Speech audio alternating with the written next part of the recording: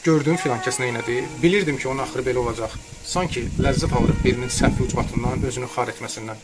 Hələ bəzən əcəb oldu, onun üçün bu da azdır deməsək də ürəyimizdən keçir.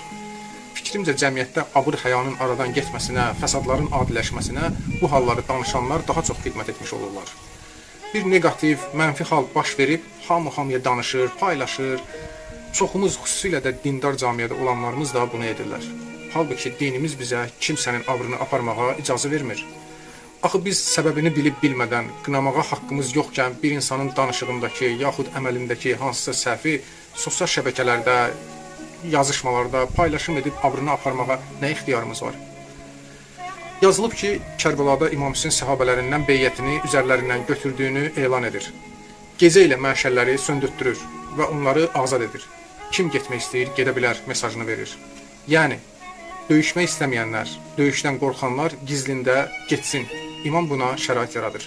Sual, İmam niyə məşəlləri söndürtdürür və gecə qaranlığını niyə tərcih edir? Cavab, gedənlərin abrını qorumaq üçün. Allahım, sənə and verirəm İmam Hüseynə, bizi də insanların arxasınca danışıb abır aparanlardan deyil, abır qoruyanlardan qərar ver.